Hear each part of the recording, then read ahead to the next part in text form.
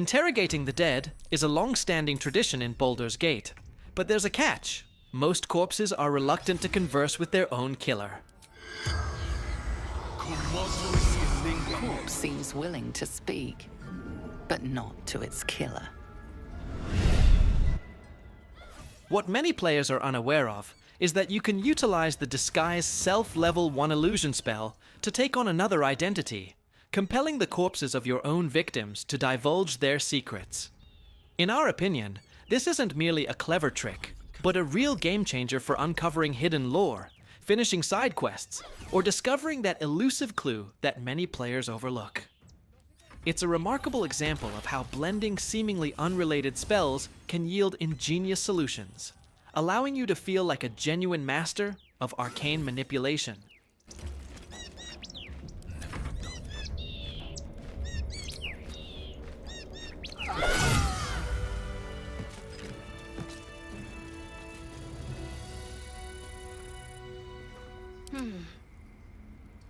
I must keep going.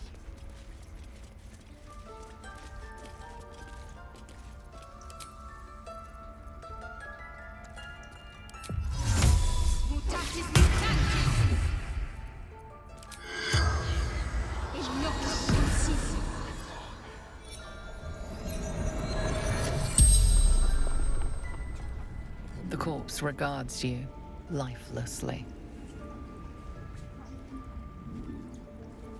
Try to protect our grove.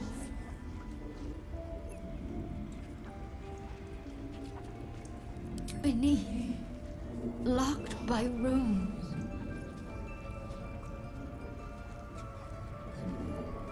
Wolf rune, wrath.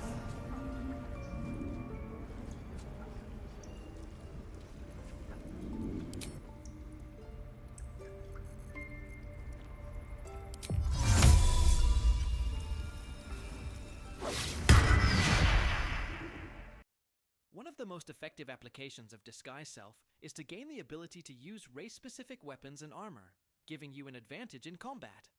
Certain weapons can only provide their unique attributes if the user belongs to a specific race.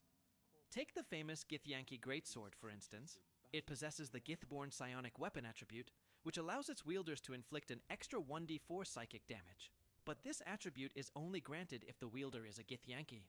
In this case, I'm using it with Lae'zel, and the psychic damage shows up instantly.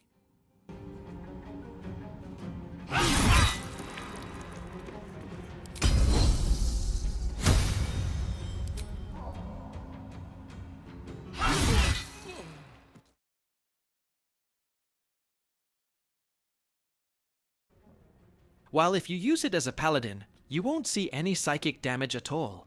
Try me.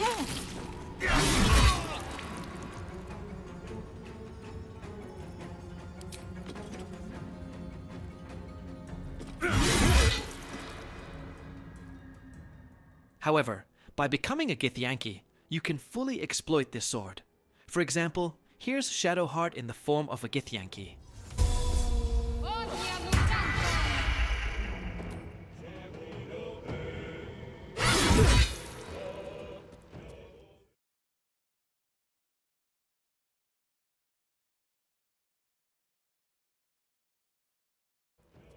As you probably already know, there are numerous other race-specific items in Baldur's Gate 3, and you might not always have every race and class represented in your party to exploit these tactics. Thus, Disguise Self remains a fantastic strategy for winning difficult battles, if your bard or human ranger isn't performing up to par. Calm Emotions is likely one of the most overlooked spells in Baldur's Gate 3. This level 2 enchantment spell enables spellcasters to magically calm intense emotions in targeted creatures. The affected target becomes neutral towards any creatures it was previously hostile to. Additionally, it cannot be charmed or frightened for the duration of the spell, and if cast on targets that are already charmed, frightened, or enraged, it immediately ends those mind-affecting conditions. For the purpose of this video, we will utilize it to eliminate the lured condition during the battle with the Harpies in the secluded cove in Act 1. It's puzzling why this spell is so underrated, especially since it can be effectively applied in numerous situations. On higher difficulty settings, like Honor mode, it can genuinely be a lifesaver. Contrary to its description, there are no restrictions on targeting humanoids only, and several enemies possess unique rage-like effects that can be dispelled with calm emotions. This includes any effect within the rage status group, such as the Owlbear's Rage, the Distressed debuff from the Owlbear Mother, the Spider Queen's Wrath, the Frenzied Fury used by Flint, the Bloodlust from Redcaps, the Berserk effect from Flesh, the Deathbringer's Legacy from Saravok Anchev, and the Mist Most Scarlet from Orin.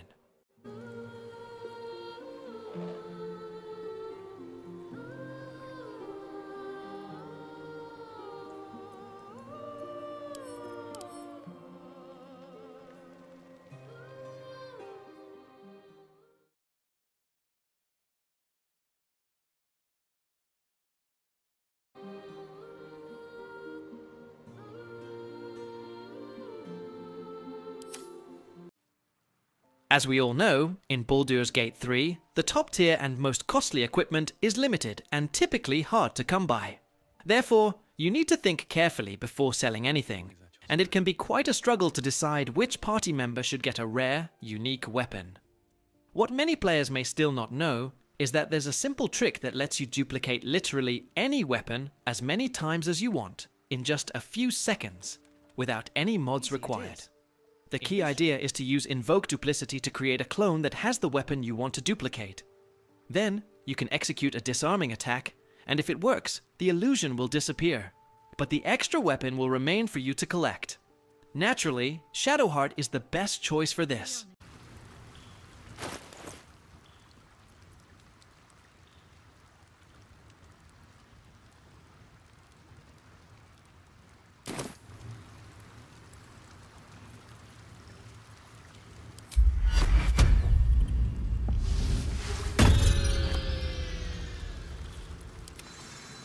Without delay.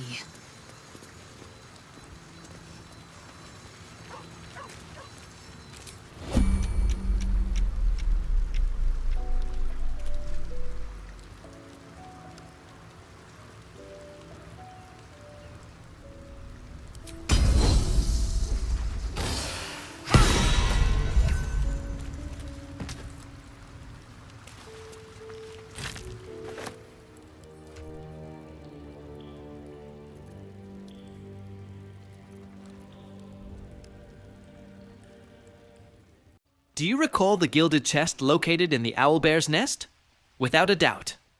We all took our share of radiant damage while attempting to open it. We will demonstrate a little trick that allows you to leverage the 4d6 radiant damage from the gilded chest's protective shield to wipe out a swarm of goblins in the goblin camp, all without a fight or even making them aggressive. Sounds like a blast, right? Your first move is to grab the chest and carry it to the goblin camp, ensuring that its protective shield is still operational. To lift it in this state, you need to be a Selûnite cleric, or you can recruit one via Withers, which is what I chose to do.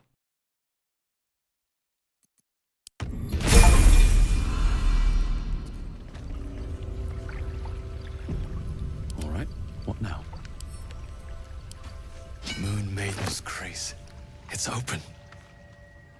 Your next move is to sell the chest to Gret the Trader after entering the goblin camp. This way, the chest becomes goblin property. And now comes the tricky part.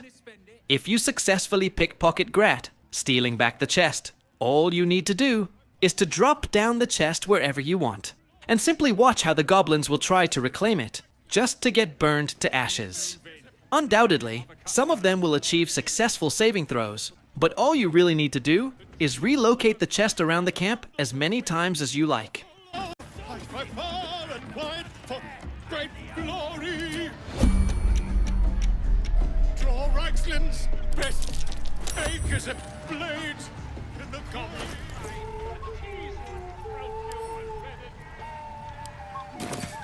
Not for communal use, it seems. Absolute. His troops will disarm you and grow you the truth. Laugh if you dare, toil if you must. A new era is dawning with goblins and trust. Mountains, great mortals, by far and wide, great glory. Draw Raxlin's best makers a blade in the quarry. Be you beguiling, Or be you beheaded? Goblin kind will tease you and sprout you and redden. His name is Draw Raxlin, his voice. A new age is dawning with goblins and trust. Mountains, great mortals, all hinders to quake. The true souls are... Who wants another drink? Love it.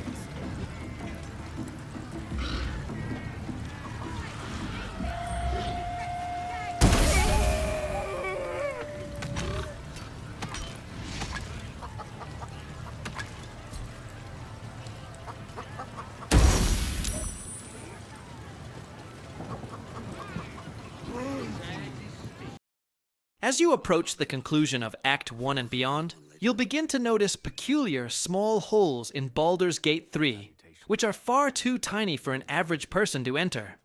These openings or caverns are typically discovered by successfully passing a perception check.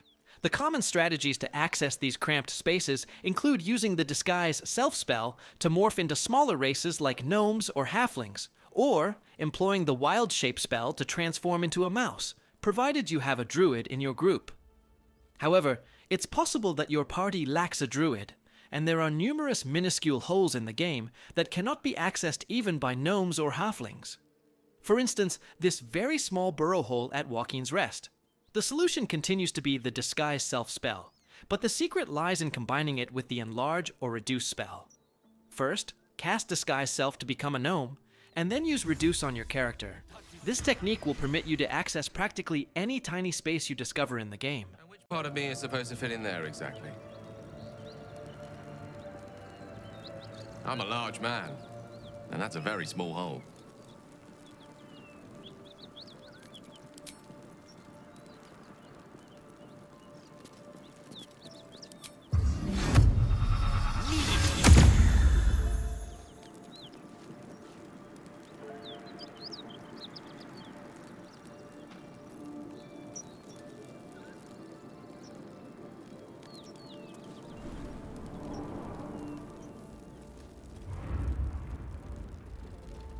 As you wish.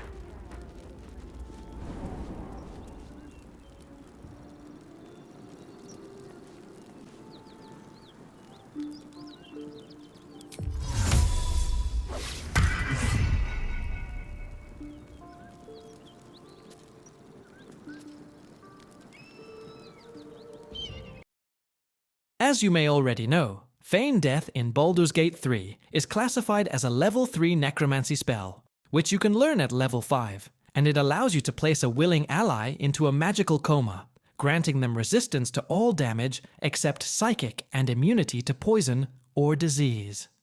What you might not have realized yet is that this spell, often undervalued, can also be used to exploit merchants.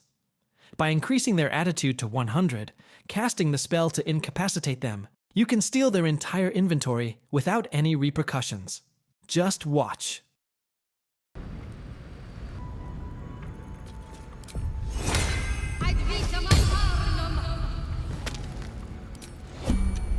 how delicious.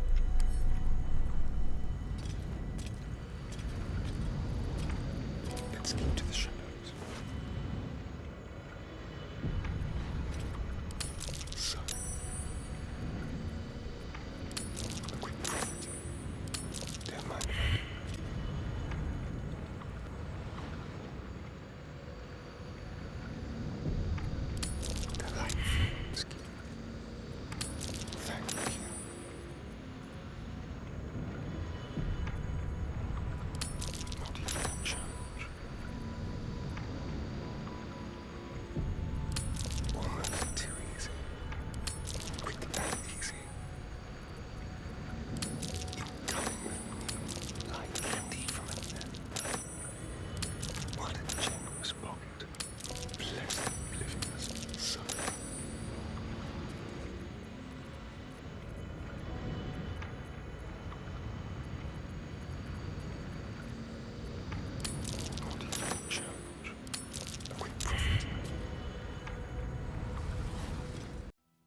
Baldur's Gate 3 provides a wealth of opportunities to manipulate circumstances to your advantage, and the Hexblade Warlock exploit serves as a prime example.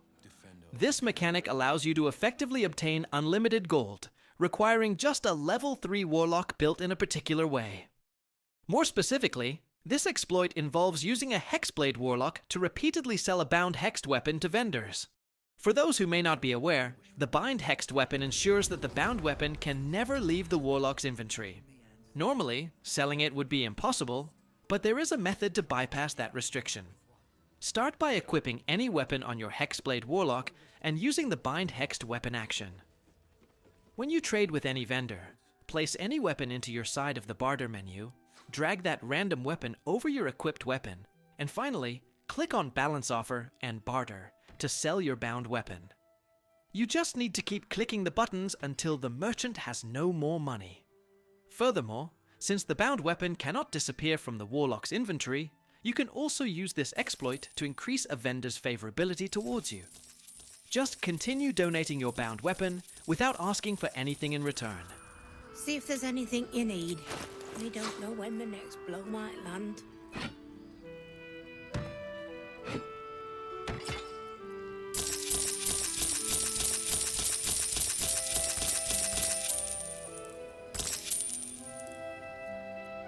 Take care now.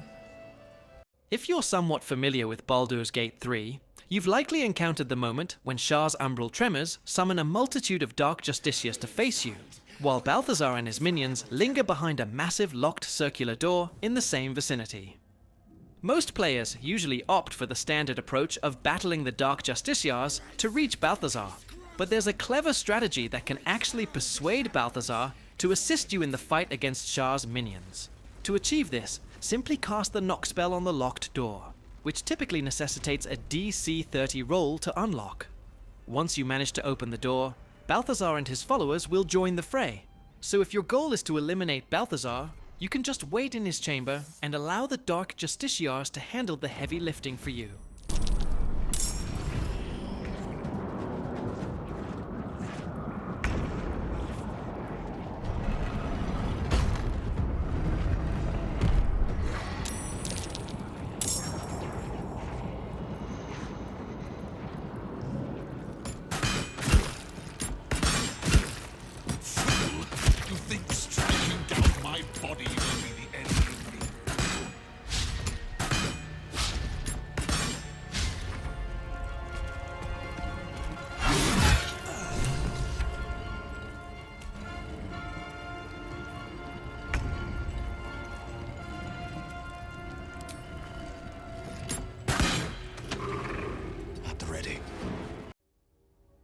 As you might already be aware, in Baldur's Gate 3, you can disrupt an enemy's concentration by inflicting damage, which compels them to make a Constitution saving throw. While high damage strikes are useful, delivering several low damage blows, such as with Magic Missile, proves to be more effective since each damage instance requires a separate saving throw. Additionally, simply knocking an enemy prone can be effective, similar to various incapacitating effects like sleep or banishment. What you might not yet realize is that casting the Grease level 1 conjuration spell can also achieve this, causing enemies to fall prone. This method is even more advantageous due to its area of effect, which can incapacitate multiple foes at once.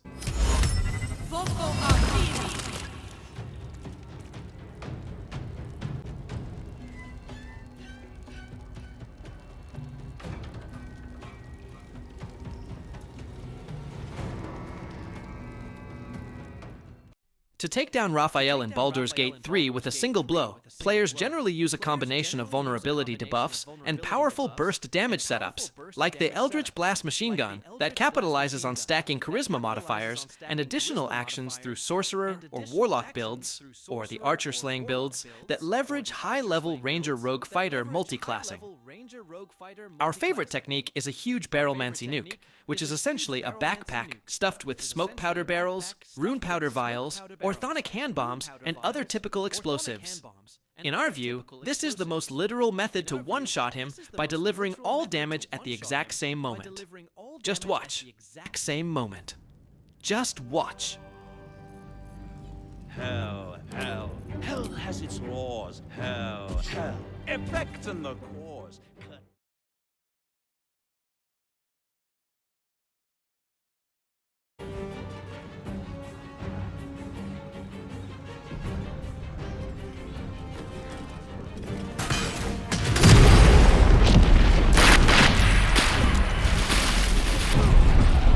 No more devils, no more debts.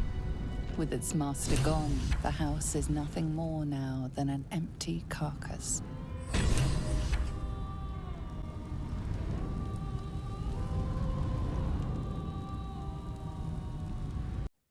If Auntie Ethel was left with Mayrina in the sunlit wetlands, or if Ethel's deal was accepted and the hag took Mayrina with her, then Mayrina is absent in the third act of Baldur's Gate 3. Otherwise, you can find Mayrina again at Old Garlo's place in the lower city, transformed into a sheep where she is collaborating with a group of hag survivors.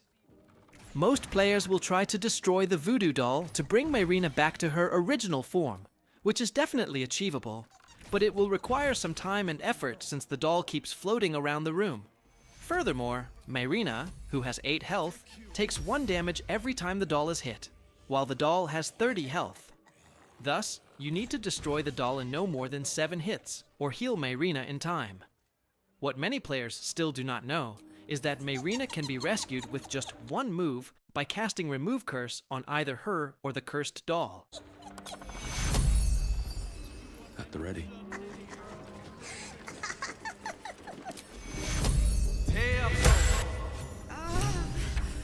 You removed my hex. That's annoying. I wanted to play a little longer.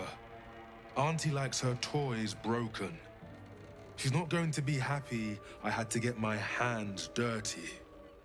There's a neat trick that allows you to defeat Gortash in about 3 moves, all without actually engaging him in a fight.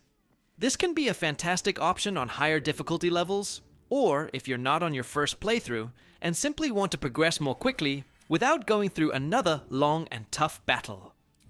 Begin by using the improvised melee weapon to toss Gortash across the room, but before you throw him, quickly teleport to the south span of Worm's waypoint.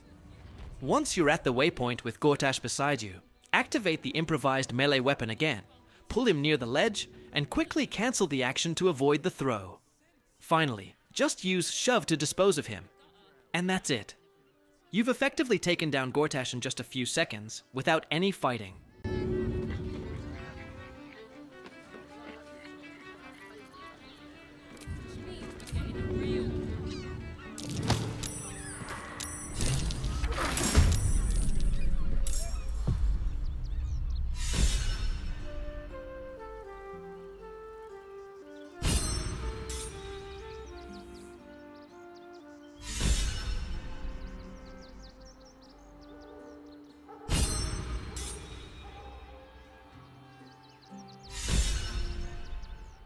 Pushing Auntie Ethel into the void is a highly effective, though somewhat cheesy tactic to defeat her in Act 1, but it does come with the drawback of losing her loot. During the encounter in her lair, make sure to position your strongest characters near the large chasm at the center of the room, and use the Shove bonus action to send her over the edge. That cage won't last.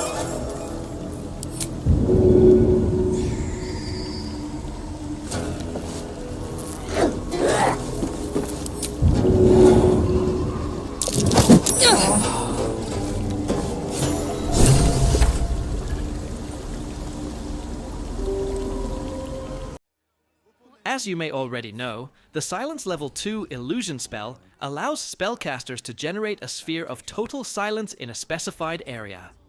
Sorcerers can utilize the subtle spell metamagic to bypass the verbal restriction, but otherwise, within this sphere, creatures cannot cast verbal spells. You can easily identify them, because if a spell is grayed out in your user interface, it can't be cast while you are silenced. What you might not yet understand is that it is indeed feasible to cast spells while silenced, as long as they do not require a verbal component. For the purpose of this video, we will demonstrate a few examples such as the Minor Illusion cantrip or the Ice Knife and Hypnotic pattern spells, but there is an extensive list of spells you can cast while silenced, And if you are curious, you can find the link in the description below. See it. It's up there and we're down here. That's why we need to walk just a little more. One foot in front of the other. Seeing that for days. Everything you want for supper. All the treats your tummy can handle. I'm never allowed sweet things right before bed. This one time we'll make it. I know, but you'll be in a big, cozy bed soon.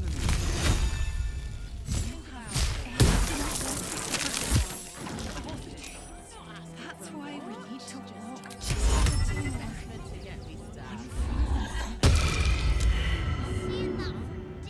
What are you calling this business? I know, little one, but you'll be in a big. Anything you want for supper. All the treats your tummy can handle. I'm never allowed sweet things right before bed.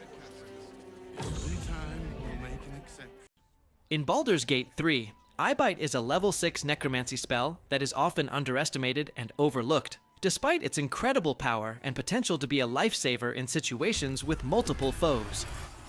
This spell can be acquired by bards, sorcerers, warlocks, and wizards at level 11, and level 6 wizards can also copy a scroll of Eyebite into their spellbooks. The spell lacks detailed information about its effects, which likely contributes to its underappreciation among players. To truly understand its capabilities, you need to learn and cast it.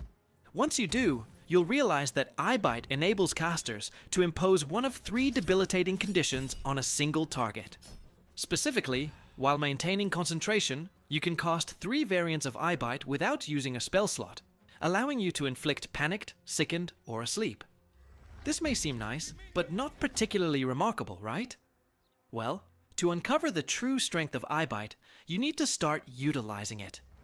You'll discover that these variants are spells that are given to the caster after the original is cast, and can be reused without expending another spell slot as long as concentration is maintained. In simpler terms, you can cast Sleep, Fear, or Sickened once per turn, with each effect lasting for 10 turns. This means you can continuously target different enemies, while all previous casts will still be active for their full duration of 10 turns, making Eyebite the ultimate crowd control spell that allows you to incapacitate up to 10 different foes, 1 each turn.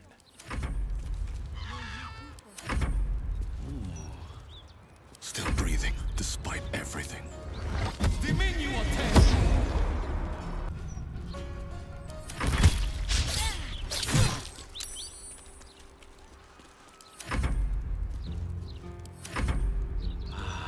Time to push my luck again.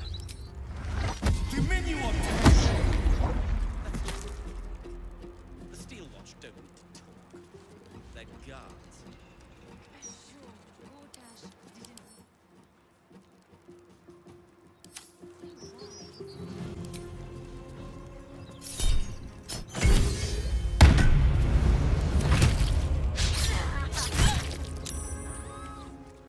As you may already be aware, the Twist of Fortune is a rare +1 Morningstar that can be acquired from Geringo the Thorm at the Reithwin Tollhouse during Act 2.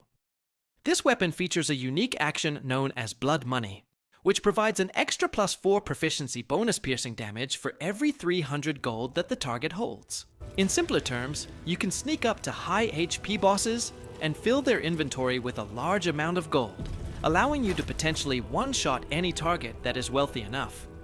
As you can imagine, this tactic was widely abused, and after Larian had enough, they nerfed the ability to recover the gold in Patch 5 to prevent players from reverse pickpocketing gold onto enemies, hitting them with the Twist of Fortune, and then taking back their gold to do it again. It still works, and is one of the most popular overpowered methods for one-shotting bosses and tough enemies.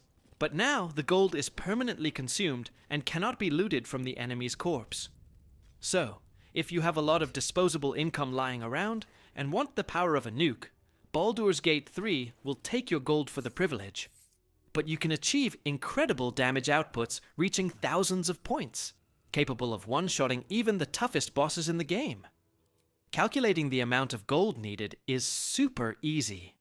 For example, Sarevok has 262 health, and the minimum base damage of my Blood Money action is 13, so I need an additional 249 damage for a one-shot kill.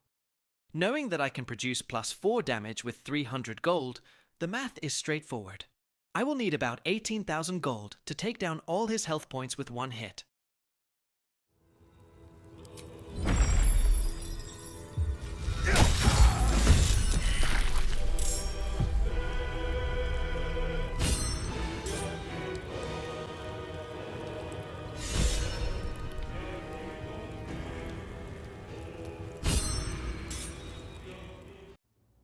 As you likely already know, there are 3 rune powder barrels in Baldur's Gate 3.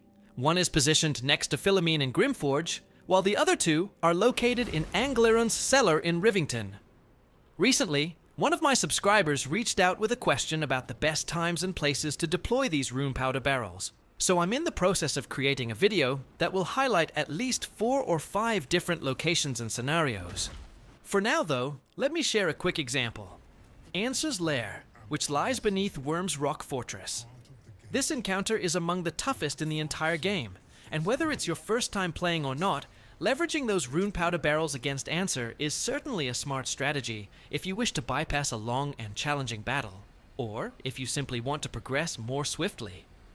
In this video, you can see how I defeated Ansur with literally one move, utilizing what I like to call a backpack bomb.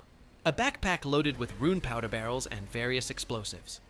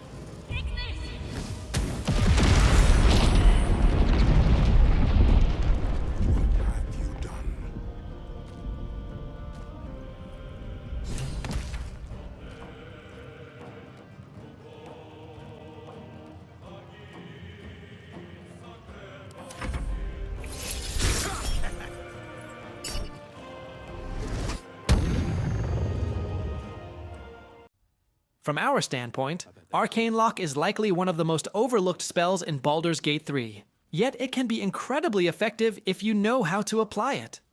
This level 2 Abjuration spell allows you to magically seal a door or container for 10 turns, making them impervious to lockpicking, or the Knock spell.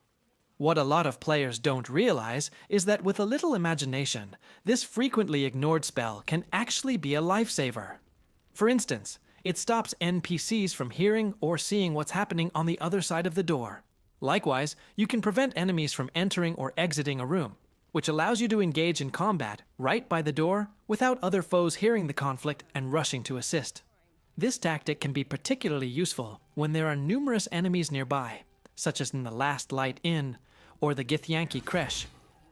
Some foes will even stand next to the door to melee attack it from the other side, giving you the opportunity to use spells like Spirit Guardians to deal damage through the locked door. Moreover, before casting Arcane Lock, you can even place a large AoE spell in front of the door inside the room to damage the enemies trapped within.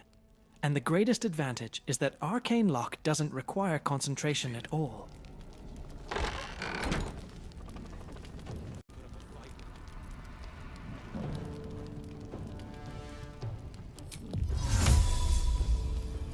In excessus.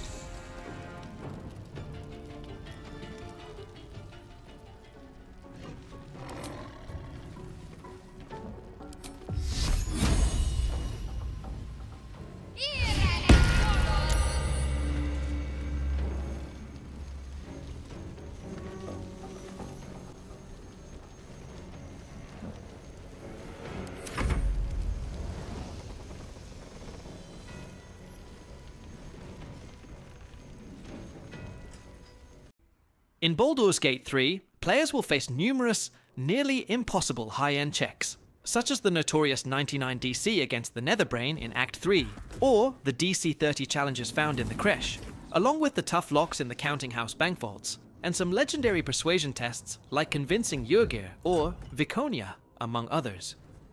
Many videos and resources claim that through optimization, players have achieved total rolls in the 40s, 50s, and even exceeding 100. However, reaching these levels will require various strategies or items, including class-specific ability check enhancements, expertise and proficiency builds, amulets, shields, robes, and more. To keep this brief, we won't delve into all these details. Instead, we'll present an alternative method that guarantees DC rolls ranging from 54 to 249. Just watch.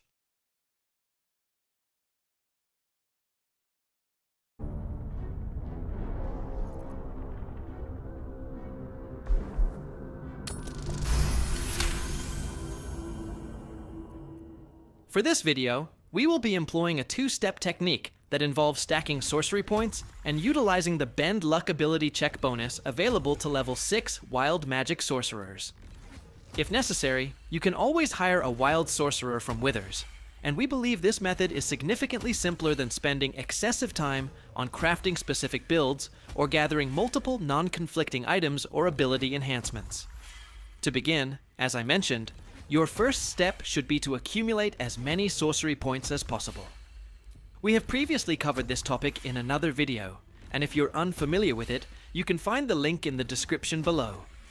For the second step, have your sorcerer continuously apply the Bend Luck ability check bonus on your dialogue character until the sorcerer exhausts their sorcery points. Each time, the dialogue character will receive a +1 d4 bonus to ability checks. And that's it. Here it is against the well-known 99 DC at the Morphic Pool. Use the stones. Focus on the crown. We won't allow it. Again, dominate it.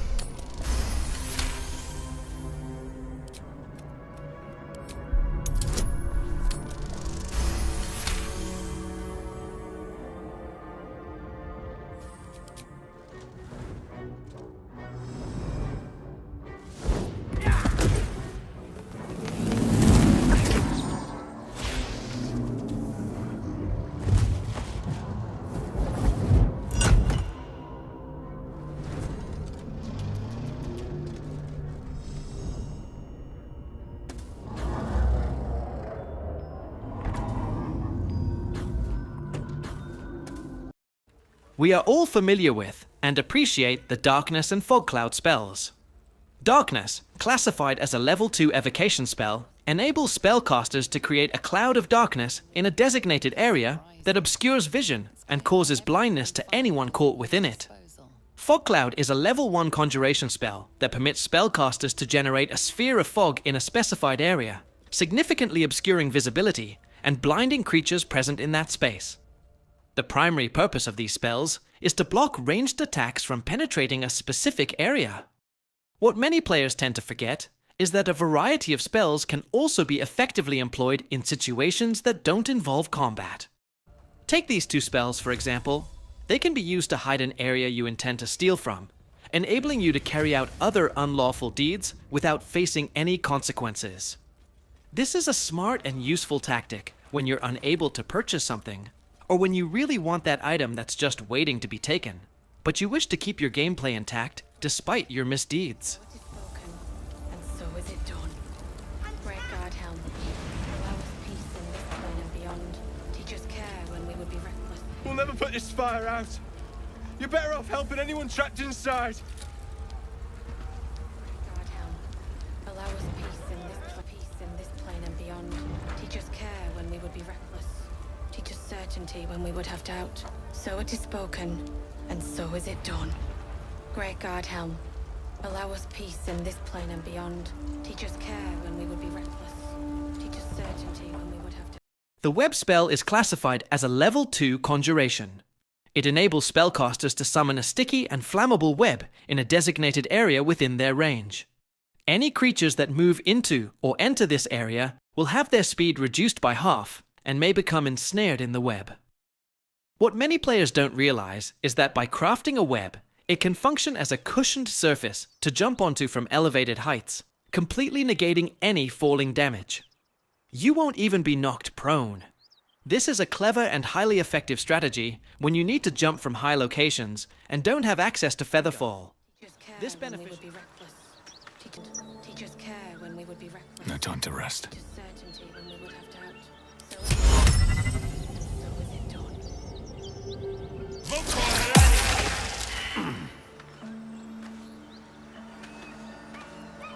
Making me sweat.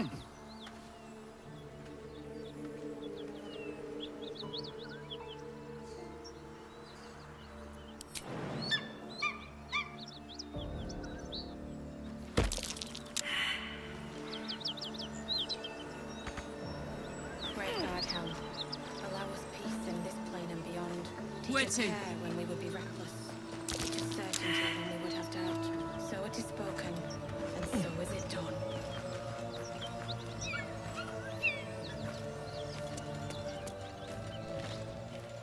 There are many discussions and even debates among fans about the overall usefulness of the Mage Hand summon in Baldur's Gate 3. In my opinion, the Mage Hand can prove to be quite beneficial in various situations, but I will cover that in one of my future videos. For now, I want to share a clever combat strategy that enables you to utilize your Mage Hand summon as a powerful ally in battle. In numerous combat situations, it can genuinely be a lifesaver, as the additional damage it provides can significantly alter the fight's outcome. The key point, which many players are still unaware of, is that you can actually assign a weapon to your Mage Hand. Furthermore, the Mage Hand can be employed to activate particular weapon abilities, like the Shriek from the Phalar Alluve. The catch is that you can't simply drag a weapon into the Mage Hand's weapon slot as you might think. Instead, you need to drop the weapon on the ground first, then select the Mage Hand and choose the pickup action.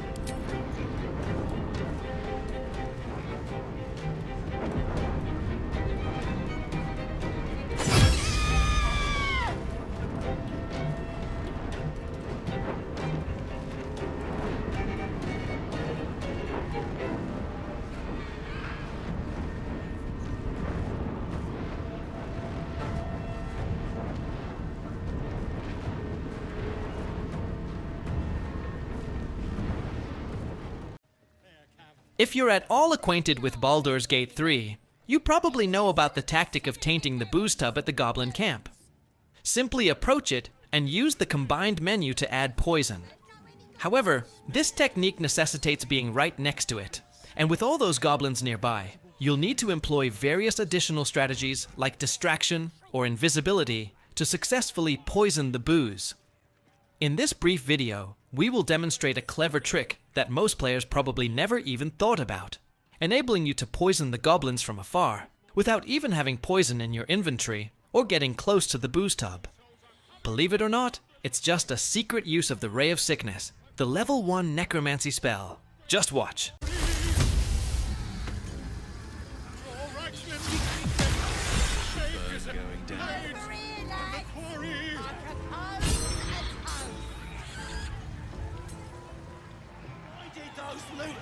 And crushing them!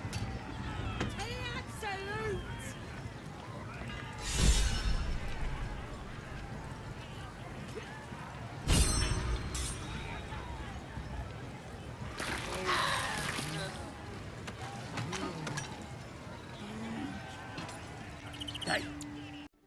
If you're anything like me, you simply can't resist those shiny, useful, or valuable freestanding items scattered throughout the game's world, just waiting to be taken.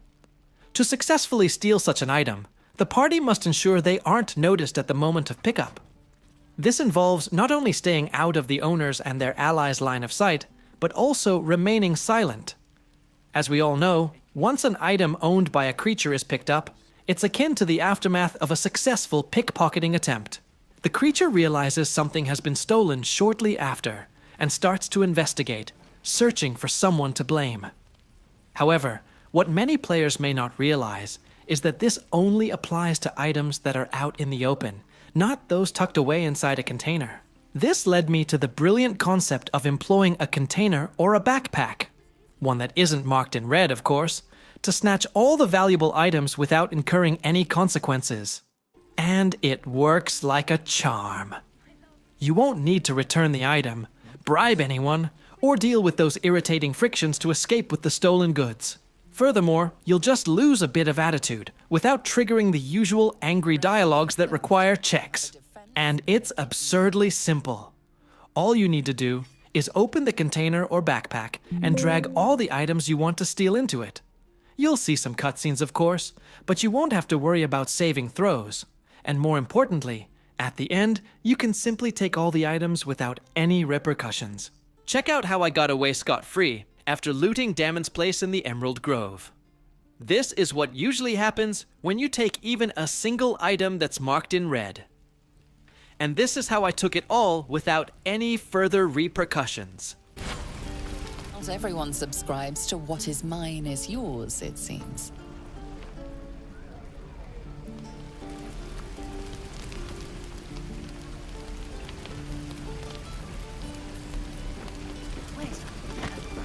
Not everyone subscribes to what is mine is yours, it seems.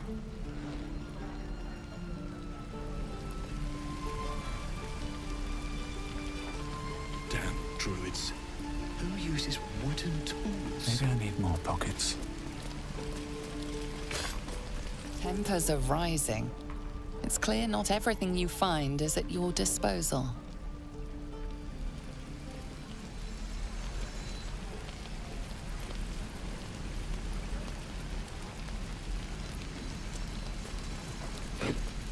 Not for communal use, it seems. Best show some respect. Or some more cunning.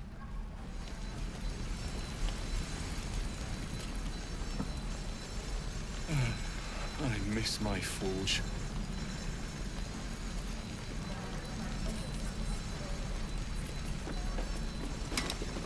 Not for communal use, it seems. Best show some respect. Or some more cunning.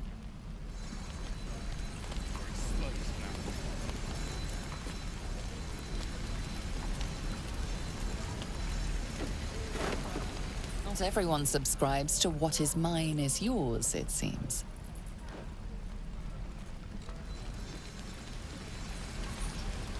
Anything of use?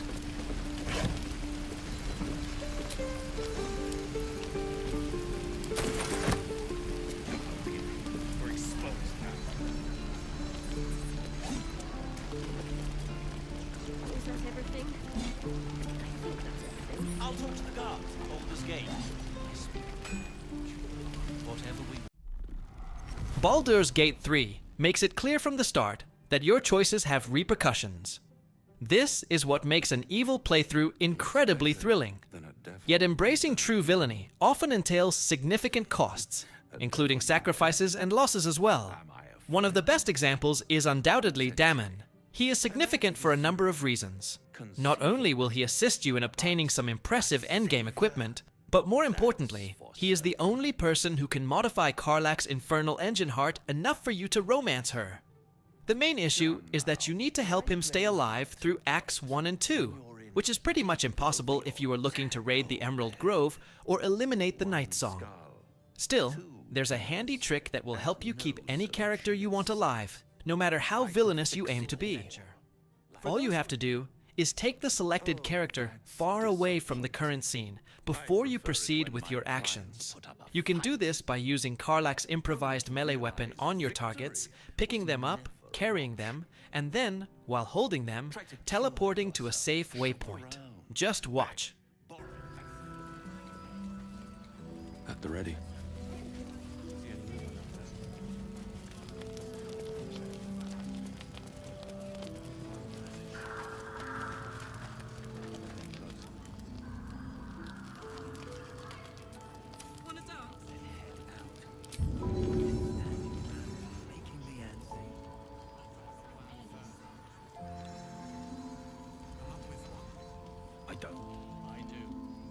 What's it going to take?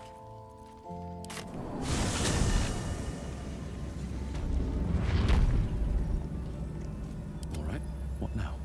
And that's it. As you continue to progress to the point where you should reunite with the specified characters, they will be there, alive and thriving. I'll be here if you need anything else.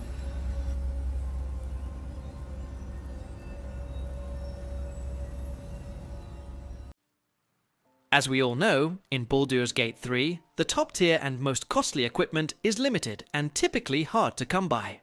Therefore, you need to think carefully before selling anything, and it can be quite a struggle to decide which party member should get a rare, unique weapon. What many players may still not know is that there's a simple trick that lets you duplicate literally any weapon as many times as you want in just a few seconds, without any mods required. The key idea is to use Invoke Duplicity to create a clone that has the weapon you want to duplicate. Then, you can execute a disarming attack, and if it works, the illusion will disappear. But the extra weapon will remain for you to collect. Naturally, Shadowheart is the best choice for this.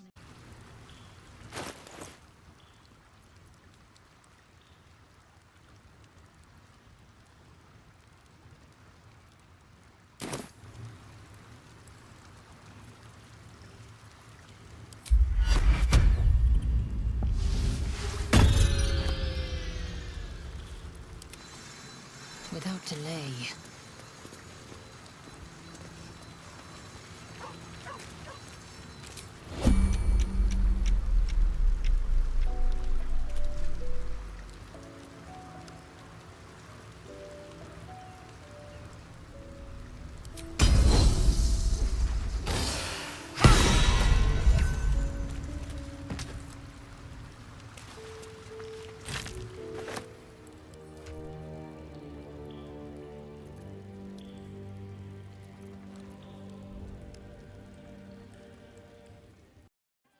The Anointed in Splendour condition is a must-have permanent buff that provides a +2 bonus to all saving throws.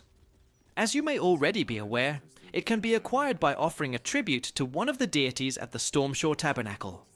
Each character must individually receive the blessing by praying at the statue, and since patch 6, this condition remains effective through long rests without the need to return to the Tabernacle for prayer. Therefore, securing it for all your characters certainly seems like a wise choice, but it comes with a significant cost, potentially reaching up to 4,500 gold for each character. Your offering is accepted, but more evidence of devotion is required. What you may not yet be aware of is that the cost actually scales with your level, meaning that the higher your level, the greater the expense. Which also means that you can easily secure this useful condition for just around 400 gold per character, if you simply respec a character to level 1 with Withers, and then respec back after obtaining the Anointed in Splendour.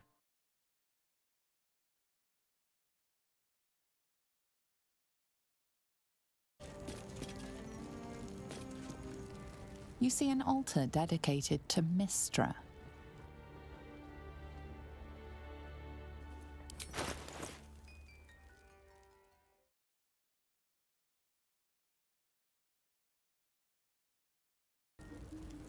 Show reverence before your deity and open your soul to their divine power. The Mistress of Magic blesses you with an enhanced attunement to the weave. Praise her.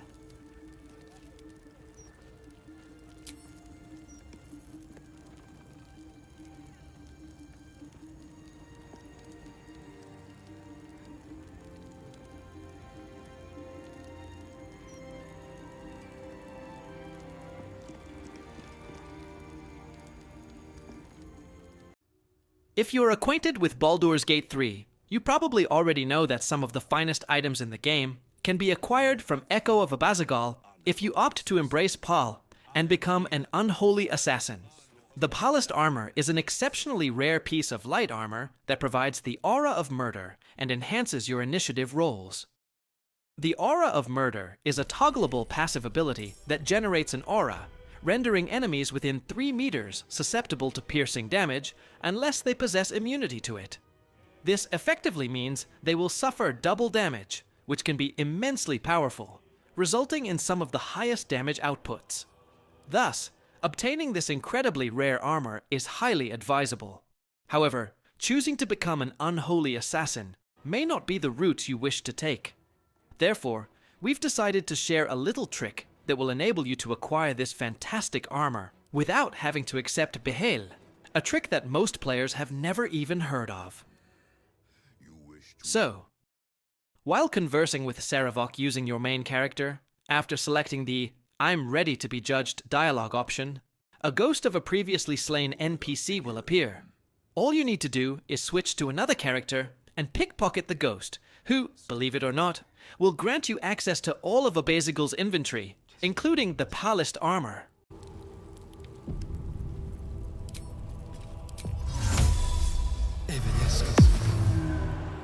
Like a wraith.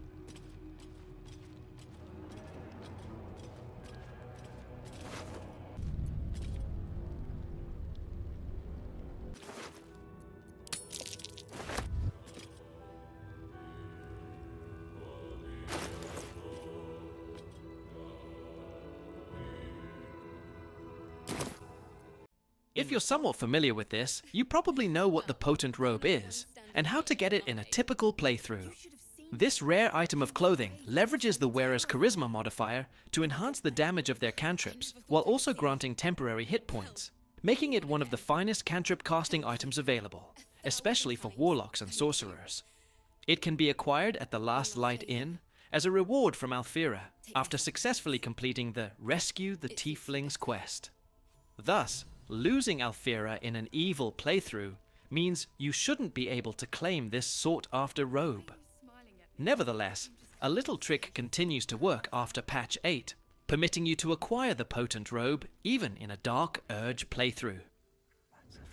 The concept is quite straightforward. You must save Alfira.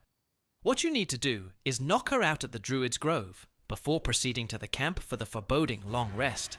As a result, the game will replace her with another bard, Quill Grootslang, who will of course meet the same fate. And that's it. Alfira will still be around to give you the Potent Robe at the Last Light Inn after you rescue the Tieflings.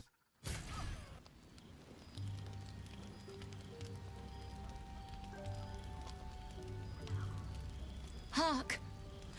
Hark! A camp, and Hogma willing. Some friendly faces. Well met. Goblins roughed me up and stole my hose when they heard me singing Hatchling Love. You're a fearsome one. Fine by me.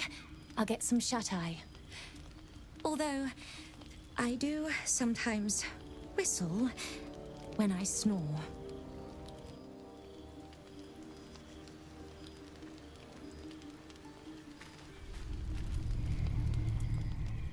You open your eyes with a lurch, and you are not in your bed.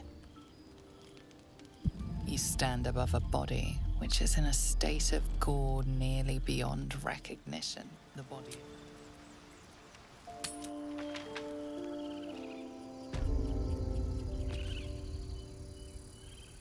How could you break it? I hope you're ripped apart by gnolls, you beast!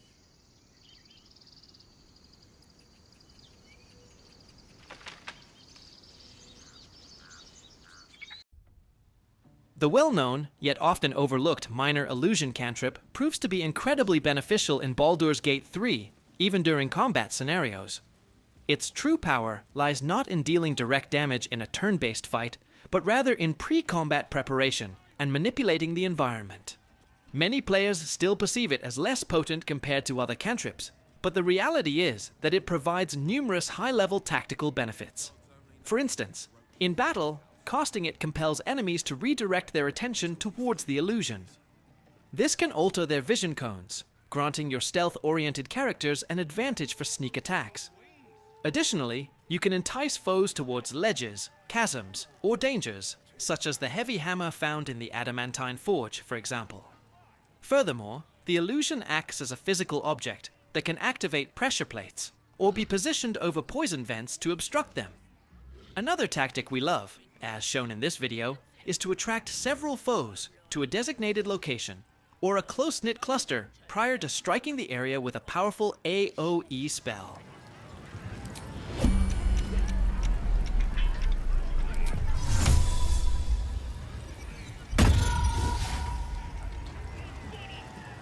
Sharp as ever.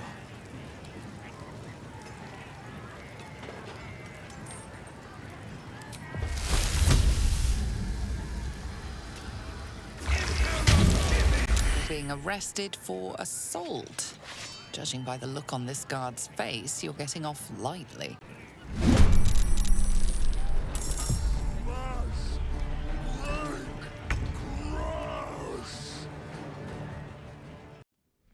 Commander Zalk, the Cambion devil you meet on the Nautiloid ship at the beginning of the game, serves as an optional boss who carries one of the best weapons in the game, the Everburn Blade, which is the top sword you can find in Act 1.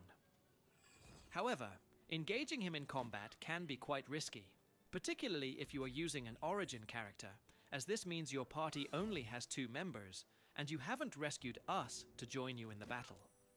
However, as is frequently the case in Baldur's Gate 3, there is a clever trick that allows you to obtain this fantastic weapon without having to endure a long and dangerous fight with Zalk. If you are taking on the role of Shadowheart, or any cleric or paladin class, there is a traditional way to get the Everburn through the drop spell. This spell is a level 1 enchantment that enables spellcasters to command their target to drop their weapon and refrain from taking any other actions. This approach allows you to acquire this powerful sword early in the game without needing to defeat Zalk. Simply pick it up and head to the console to escape.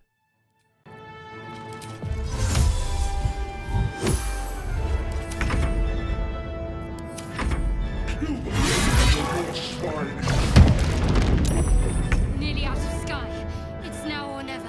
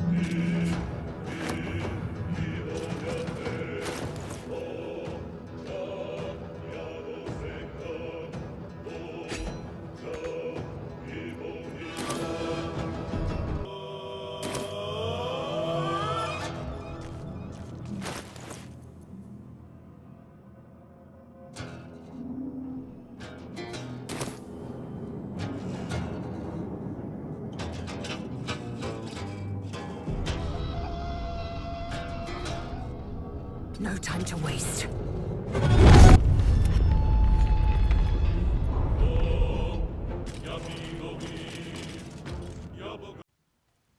In Baldur's Gate 3, Create or Destroy Water is classified as a level 1 transmutation spell, primarily available to clerics and druids.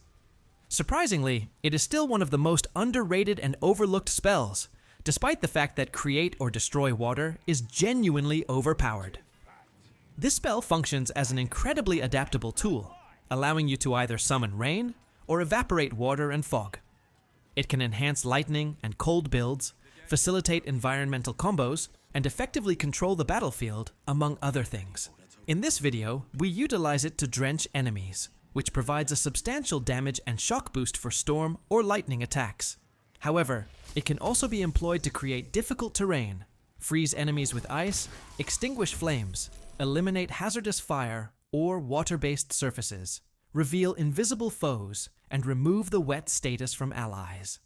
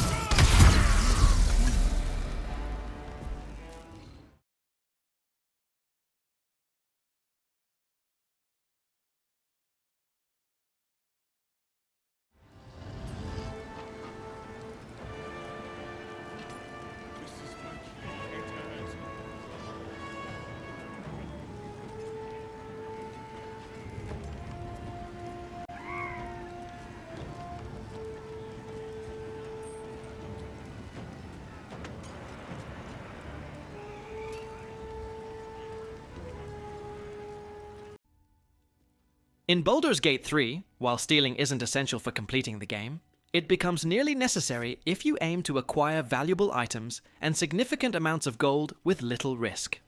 Clearly, there are various strategies and character builds that can assist you in becoming an effective thief, yet many players often overlook the simplest and most apparent solutions.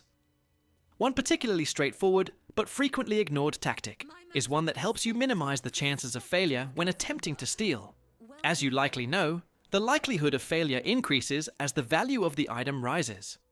This means you can actually lower the difficulty class of your checks by pilfering smaller quantities of items or gold.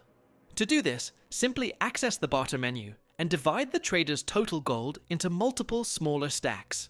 For instance, create 10 stacks of 100 gold instead of 1 stack of 1,000, allowing your best thief to steal these smaller amounts with a significantly reduced risk of failure.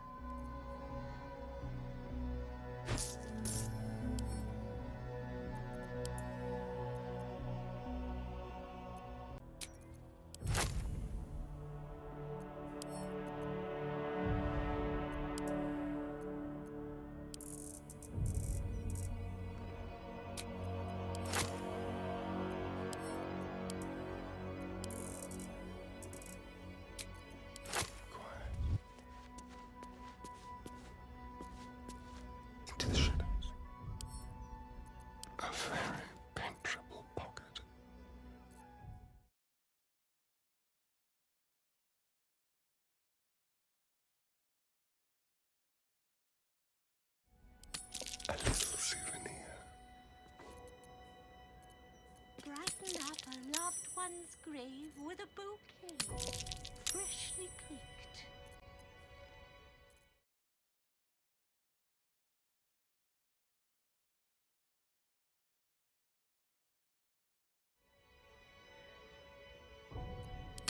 Almost too easy. Time for discretion. Let's go to pass. There's a pickpocket operating nearby.